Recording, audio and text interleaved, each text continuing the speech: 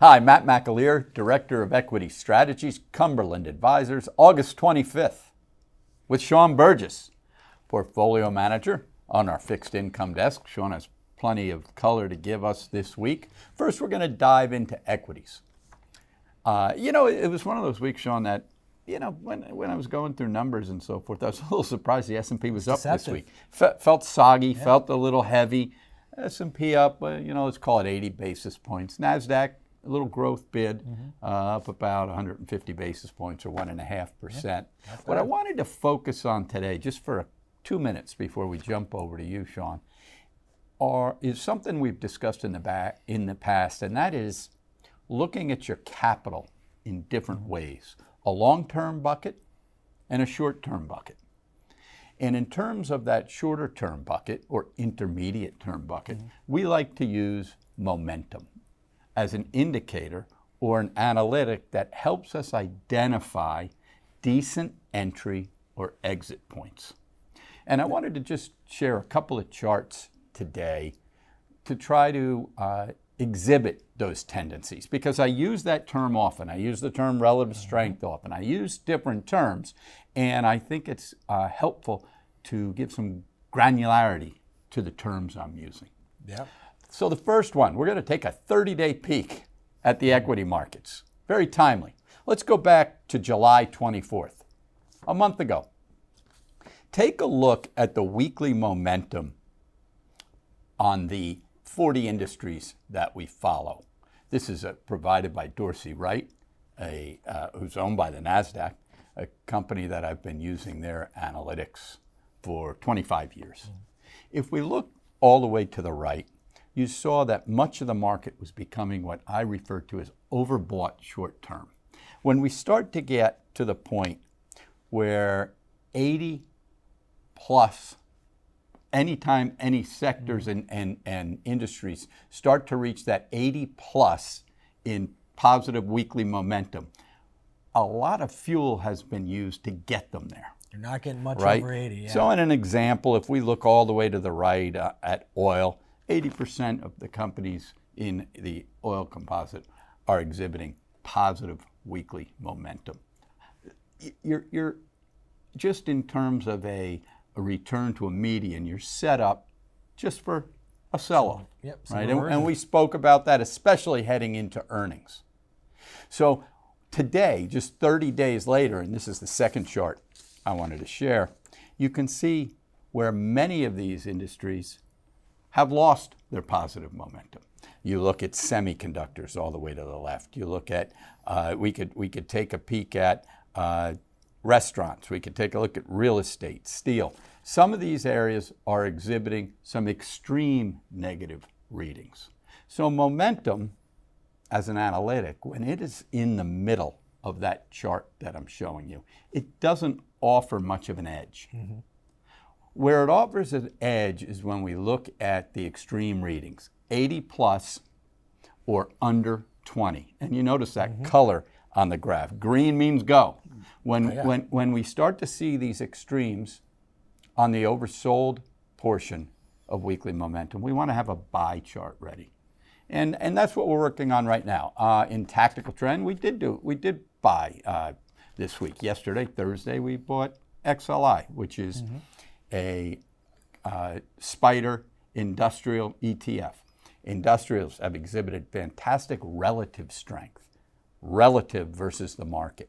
So we're using this pullback to initiate a position there.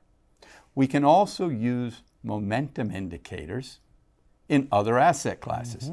And we do track bond ETFs to try to help Shaun and John and the team identify when there's fear and greed in the bond market. For example, we were looking at TLT, the long Treasury ETF. Talking about it all week last week. Extreme oversold readings. Tell us a little bit about what you're seeing in both the Treasury and the Muni market.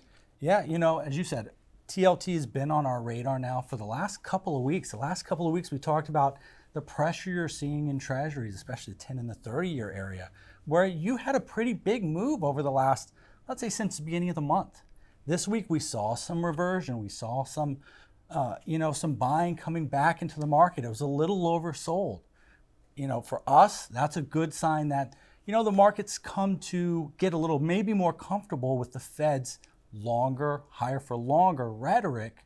And they're looking way off into what they're seeing, maybe some of the weaknesses in the economy, some of the things that we talk about on a weekly basis, they're seeing as well. So it was nice to see buy side, that buy side kind of pick up. Yep. Treasury yields come lower off of that. Munis, we talked about how they've outperformed Treasuries over the last couple of weeks, really held in. That's where we're seeing a good opportunity. Treasuries have now come down. Munis haven't followed as quickly, so we're still seeing some opportunities at yields of, call it 4.5% to 5% tax-free. No guarantee they stay that, at those levels. They're right. likelier to come down, especially as Treasuries come lower. That's what we're looking at. But we still see some opportunities in there. We're buying long duration. We're buying those long tax-free bonds at 4.5% to 5%. We think they offer a good opportunity, not just in current terms, but where we could be, 6 months, 12 months from now in terms of what Sure. the Fed is doing as well. So what, as advisors, as portfolio managers, as traders, what we're trying to do is find opportunity in extremes. Yep. That's where your money is made and compounded over time. It's popular perhaps to just follow along with the herd, so to speak. But the real money for a portion of your account, your shorter term trading account, or a piece of your overall portfolio, can be made just trying to put money to work when there's a dose of fear, and maybe taking a little money off when everybody is very greedy. When it's a crowded trade, that's generally a good time to take a step back. You get to know yourself from a trading standpoint so well.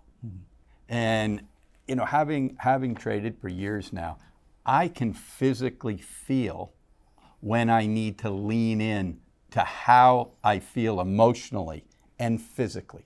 And the easiest way to think about this is when I start to, it's gotten too easy, and I start to just want to get my money to work immediately, and I think I'm real bright, I need to be a seller there. That's when you take a breath. And I've said this in the past, when things are so negative that you almost start to get dizzy, you've got to push some chips in. We're nowhere near either of those extremes right now, but it's just the kind of thinking we try to keep in mind as traders. You've heard me say before, the worst enemy a trader has, or a portfolio manager, is staring at them in the mirror.